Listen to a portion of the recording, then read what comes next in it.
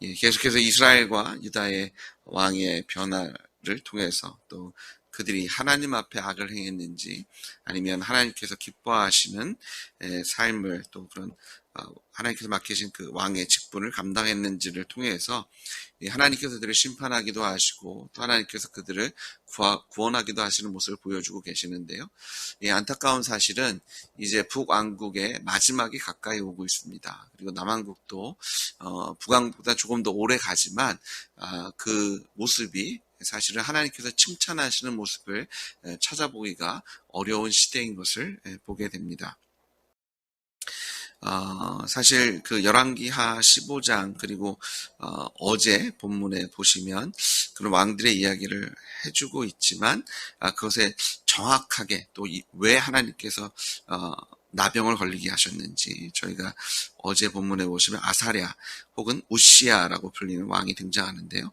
오늘 우리가 읽은 본문에도 27절에 유다의 왕 아사랴 제50년에 그리고 이제 30절에는 우시야의 아들 요담. 근데 우시야가 아사랴입니다. 그래서 같은 사람이 이제 또 다른 이름을 갖고 있어서 그 혼용해서 사용하고 있는 것을 보게 되는데요. 그는 이 나병이 걸려서 그 별채에 있고요. 그리고 그의 아들 요담과 함께 섭정을 하게 됩니다. 그런데 열왕기하에서는 그가 왜 나병에 걸렸는지를 설명해주고 있지 않은데요. 그 역대기를 보시면 그가 제사장만이 할 수 있는 분향을 그가 교만한 가운데 자신이 하게 됩니다. 그래서 하나님께서 그를 심판하셔서 나병을 갖게 하시는 것을 이제 저희가 보게 되죠.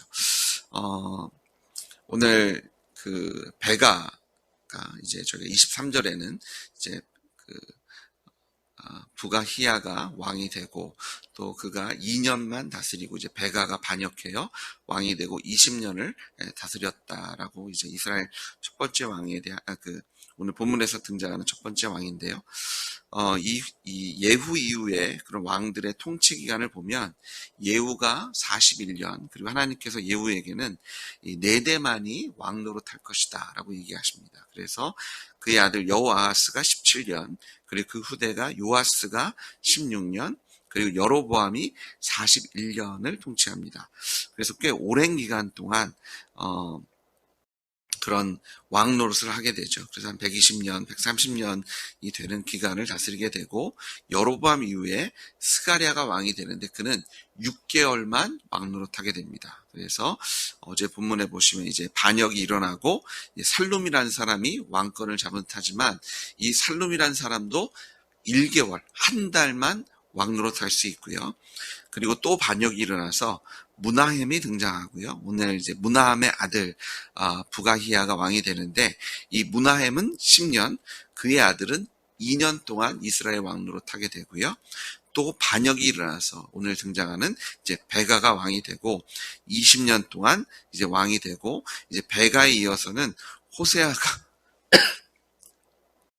호세아가 왕이 되는데 그는 9년 동안 통치하고 9년의 통치를 마지막으로 이스라엘 북왕국은 멸망하게 됩니다. 아수르의 손에 의해서 이제 멸망하게 되고요. 그래서 이 베가는 이스라엘 멸망하기 바로 직전 그 전때의 왕이 이제 베가고 말이 20년을 통치했지 그런 다른 그 성경을 좀 비교해 보면 오늘 보시면 이제 아수르가 침범하잖아요. 그래서 아수르의 통치 아래 들어가게 됩니다. 그래서 그가 단독으로 통치한 기간을 좀 찾아보면 약 6년에서 8년 정도밖에 되지 않습니다.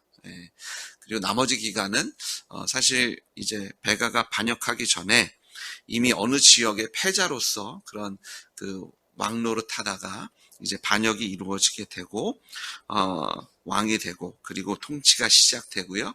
그리고 얼마 안 있다가 이제 아수르의 침공에 의해서 사실 혼자 왕 노릇한 것은 6년에서 8년, 20년 기간 동안 그리고는 아수르의 주구가 되고 이 베가가 통치 후에 이제 엘라의 아들 호세아가 반역했다라고 이제 30절에 등장하는데 이것도 성경학자들에 의하면 아수르가 이것을 눈 감아주고 허락해 주었기 때문에, 사실은 아수르가 베가가 마음에 안 들어서 새로운 왕을 세웠다라고도 볼 수 있는 그런 역사적인 뒷배경을 갖고 있어서, 베가가 왕이었지만 사실은 아수르의 죽은 노릇했고요. 그리고 그렇게 아수르에게 뭐 돈도 바치고 여러 가지를 했지만 결국 아수르에게 버림당하고, 또 호세아가 왕이 되고, 또 호세아가 9년을 통치하지만 결국 아수르가 이제 북왕국을 멸망시키는 그런 하나님의 진노와 심판이 임하게 되는 것을 보게 되고, 저희가 24절이나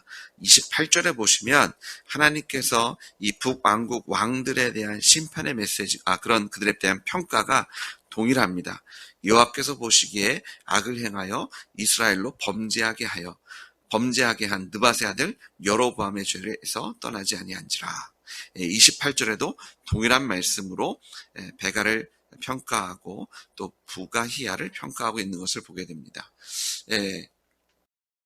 느밧의 아들 여로보암의 죄는 우상숭배죠. 금송아지를 만들어 놓고 이것을 하나님이다, 자신의 정치적인 그런 안정을 위해서 하나님의 이름을 망령되이 이용하고 하나님이라고 얘기하지만 결국은 우상숭배로 이끌었던 그런 이스라엘 왕들의 모습을 하나님께서 결국은 심판하시고 정죄하시며 결국 북왕국이 멸망할 수밖에 없는, 하지만 하나님께서 참 오래 참으셨던 그런 하나님의 인자하심을 그런 하나님의 심판 속에서도 찾아볼 수 있는 것을 우리가 보게 됩니다.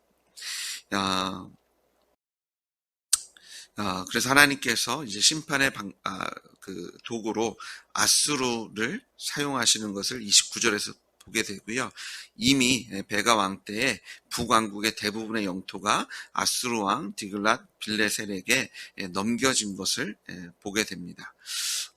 그리고 이제 유다의 왕이 또 소개되죠. 우시아의 아들 요담이 왕이 되고요. 그리고 짧게 어떤 긴 설명 없이 요담은 35절에 보시면 여호와 보시기에 34절부터 보시면 여호와 보시기에 정직히 행하였으나 오직 산당을 제거하지 아니하였으므로 백성이 오직 그 산당에서 제사를 드리며 분향하였다라고 말씀하고요. 그 요담이 잘한 것은 여호와의 성전에 윗문을 건축했다라고 말씀하십니다.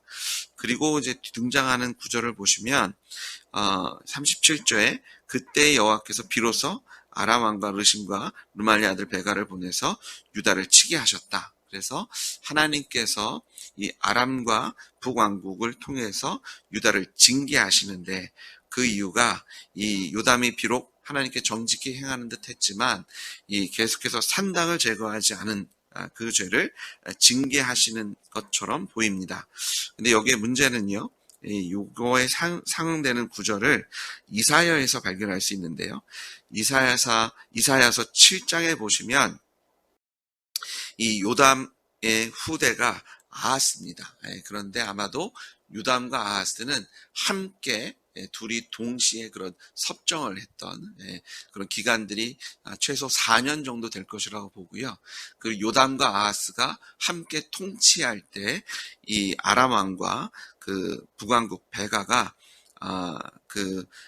유다를 침략했을 거라고 봅니다. 그래서 그 요담과 아하스가 함께 통치할 때 르심과 베가가 연합을 해서 유다를 침공하게 되고요.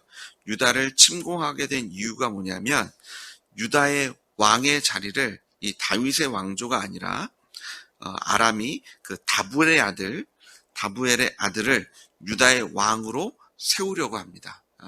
어떻게 보면 이제 아수르의 공격이 있기 때문에 아람과 베가가 어떻게 보면 연합을 해서 그리고 유다에게까지도 자기가 원하는 왕을 들여 세워서 이 연합군을 결성하고 아수르와 대항하려고 했던 그런 움직임이 있었던 것 같습니다. 그래서 이제 베가가 결국은 아수르에게 버림을 받고 이제 호세아가 왕이 될 수 있는 뒷배경이 또 설명이 되고요. 그래서 그들이 침범했을 때 이사야서 7장에 보시면 하나님께서 이사야를 이 아하스에게 보내십니다. 요담과 지금 아하스가 함께 통치하고 있는 상황 속에서 이사야 선지자를 아하스에게 보내셔서 하나님께서 아하스에게 두려워하지 말라고 하십니다. 그들이 침범할 거지만 그들이 예루살렘을 침공할 수 없고 이길 수 없을 것이다. 그리고 하나님께서 오히려 심판의 메시지를 주시는데요. 이사야서 7장 8절에 보시면 대저 아람의 머리는 다메섹이요 다메섹의 머리는 르신이며 65년 내에 에브라함이 패망하여 다시는 나라를 이루지 못할 것이며 그래서 이 전쟁에서 르신과 베가가 이길 수 없을 뿐만 아니라 아람도 하나님께서 심판하실 것이고 에브라임의 북왕국은 멸망할 것이다. 그 멸망의 메시지를 이사야를 통해서 선포하게 되십니다. 그래서 이 뒷배경을 보시면 하나님께서 이 전쟁을 허락하시지만 사실 남유다 왕국에 어떤 해를 끼칠 생각이 없으시고요. 이것이 경고의 메시지가 됩니다. 그래서 하나님께서 유다를 치긴 치셨지만 그 전쟁을 통해서 그들을 멸망하게 하실 생각은 없으셨고요. 하지만 경고의 메시지를 보내셨고 또 아람과 그 북왕국에 대해서는 이걸 통해서 또 하나님께서 불의의 병기로 사용하셨지만 그들에 대한 그런 심판의 그 속도를 가속시키는 방법으로 또한 사용하시는 것을 우리가 보게 됩니다. 그래서 조금 이제 하나님의 손길이 좀 아주 복잡하지만 하나님께서 심판과 또 하나님께서 경고의 메시지를 보내시는 것을 함께 사용하시는, 그래서 하나님의 주권이 이 복잡한 국내외 정세를 온전히 하나님의 주권으로 주관하고 계시고 다스리고 계시며 통치하고 계시는 하나님의 손길을 역사 속에서 또한 확인하게 되는 것을 보게 되고요. 우리가 이제 내일 말씀을 보게 되겠지만 이 아하스는 그런 하나님의 경고를 받았잖아요. 그럼에도 불구하고 정신을 차리지 못하고 그가 하나님보다는 아수르를 의지하게 됩니다. 그래서 이제 내일 본문에 보시면 아하스가 정말 하나님께서 싫어하시는 우상숭배의 자리에 아주 깊숙하게 연관되어지는 것을 보게 되고 결국 하나님께서 또한 심판하시는 것을 우리가 함께 확인할 수 있습니다. 이 북왕국과 남왕국의 그런 왕들의 흐름이나 역사가 이제 마지막 북왕국의 멸망의 시가 가까워질수록 상당히 더 복잡해집니다. 계속해서 왕이 바뀌고 어쩌면 이런 것을 통해서 하나님께서는 계속해서 이스라엘 백성들에게 경고의 메시지를 보내고 계시고요. 단지 이것이 북왕국의 얘기가 아니라 남유다에게도 계속해서 경고가 되고 또한 아수르가 등장함으로 인해서 단지 북왕국만 아수르에게 그런 패악을 당한 것이 아니라 남유다도 아수르와의 그런 관계 속에서 계속해서 그런 그 하나님의 징계의 도구로 아수르를 사용하고 계십니다. 그런데 문제는 뭐냐면 그들이 볼 수 없고 들을 수 없었다라는 겁니다. 이사야라는 선지자가 사실은 참 놀라운 하나님께서 귀하게 사용하신 일꾼입니다. 능력과 사실 북왕국의 역사에서는요 엘리야와 엘리사도 있었습니다. 어떻게 보면 능력적인 면에서는 엘리야, 엘리사 참 대단하잖아요. 얼마나 놀라운 일들을 기적과 기사가 참 많았던 이사야는 말할 것도 없고요. 구약의 그런 선지자 중에서 손에 꼽히는 사람들입니다. 또 그 북왕국과 남왕국의 역사에서 예레미야도 사실 빼놓을 수 없고요. 그런 뛰어난 하나님의 사람들이 있었음에도 불구하고 계속해서 하나님을 대적합니다. 하나님께서 잠잠하셨던 것이 아니고요. 하나님 계속해서 말씀하시고 또 하나님의 표심팔과 능력의 손으로 계속해서 하나님의 존재를 드러내시고 계시하시고 보이시고 때로는 매서운 그런 손짓으로 경고까지 하고 계시지만 듣지 않고 보지 않는 이 사람의 완악함. 그래서 우리가 어제 예배 속에서 2부 예배 때 이제 저희가 간증을 이제 두 분의 간증을 들었는데 참 감사하더라고요. 저희가 무조건적인 순종이 필요합니다. 그리고 또한 우리가 하나님의 말씀을 깊게 또 상고하고 고민하고 곱씹는 것도 필요합니다. 그게 뭐냐면 우리가 깨어있고 저희가 정말 순종해야 할 것을 순종하고 때로는 저희가 고민하고 고민하는 가운데 하나님과 씨름하고 마치 야곱이 약속강에서 하나님과 기도로 씨름하면서 결국 하나님께서 환도뼈를 치시는 그런 하나님의 손길을 경험하고 그 하나님께 굴복하는 역사가 있었던 것처럼 우리 교회 안에 우리 하나님께서 말씀하실 때 이것을 흘려듣는 것이 아니라 그냥 당연하게 그냥 한쪽 귀로 듣고 한쪽 귀로 흘려버리고 또 세상에서 내 마음대로 살아가고 뭐 어려움이 좀 생겨야 하나님 앞에 와서 좀 간구하는 듯 하다가 이 일이 해소되면 언제 그러냐는 듯이 내 마음대로 사는 것이 아니라 주님께서 말씀하실 때, 주님께서 경고하실 때, 주님께서 하나님의 사람을 일으켜 세우셔서 하나님의 말씀을 선포하실 때 들을 귀가 있고 순종할 수 있는 그런 순전한 마음으로 하나님께 아멘 하시는 여러분 되시길 주님으로 축복합니다. 우리가 아멘하면 하나님의 왕국과 하나님의 통치와 하나님의 은혜와 사랑이 우리의 인생 속에서 온전하게 누리게 하실 줄 믿습니다. 근데 우리가 하나님을 거부하면 하나님의 인애가 풍성하신 하나님께서는 기다리시고 인내하시겠지만 결국은 우리가 돌아서지 않으면 아멘하지 않으면 그 끝은 심판입니다. 어쩔 수가 없잖아요. 그렇게 경고하시는데 지금 하나님께서 보내신 선지자가요 한둘이 아닙니다. 하나님께서 보여주신 하나님의 능력과 하나님의 기적과 이적이 한두 개가 아닙니다.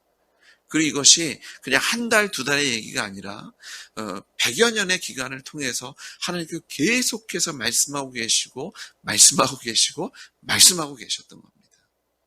결국은 북왕국은 멸망의 길로 남유다도 다르지 않게 이게 뭐 한 100여 년의 차이가 있을 뿐 결국은 심판의 자리에 서게 되는 역사를 통해서 우리가 깨어 기도하는 자리, 깨어 주님의 말씀에 아멘 하시는 여러분 되시기를 다시 한번 주의 이름으로 축복합니다. 기도하시겠습니다. 주님 아버지, 우리에게 들을 귀와 볼 수 있는 눈과 순종할 수 있는 손과 발, 아주 무엇보다도 우리의 마음에 성령으로 충만하게, 말씀으로 충만하게, 은혜로 충만하게 채우셔서 우리가 하나님의 음성을 들을 때 아멘, 그렇습니다. 주의 말씀을 의지하여 깊은 곳에 그물을 던지고 주의 말씀에 의지하여 제가 가겠습니다. 제가 서겠습니다. 주의 말씀에 의지하여 제가 선포하겠습니다. 하지 않겠습니다. 제가 주의 말씀 의지하여 온전히 주님과 동행하겠다라고 아버지 순종하고 선포하는 우리 교회 되게 하시고 우리 가정 되게 하시고 우리의 기업이 되게 하셔서 하나님의 통치와 하나님의 은혜와 하나님의 능력을 온전히 누리게 하여 주시옵소서. 하나님, 하나님께서 그 인애와 자비로 기다리고 계신데 언제까지 기다리실지 오늘 말씀을 보니까 비로소 하나님께서 이제 징계하시겠다라고 말씀하는 것을 우리가 바라보게 되는데 하나님, 하나님의 인자하심을 아버지 하나님 저희가 시험하지 않게 하시고 저희가 계속해서 뒤로 미루며 주저하는 것이 아니라 오늘 이 아침에 이 새벽에 결단케 하셔서 성령님 우리를 도와 주십시오. 성령님 우리의 마음에 충만히 역사하여 주셔서 아멘 할렐루야 순종하며 주님과 동행하는 우리 교회 될 수 있도록 우리의 기업 되고 우리의 가정 되게 하실 줄 믿습니다. 오늘 이 아침에 성령의 충만한 역사를 사모합니다. 오늘 이 아침에 성령께서 우리 입술을 주장하셔서 아멘하게 하시고 예수님의 주권을 인정하게 하실 것을 믿습니다. 성령님 이 아침 우리 안에서 역사하시고 오늘 주님께 드릴 간증으로 채워 주시옵소서. 예수님의 이름으로 기도드렸습니다. 아멘.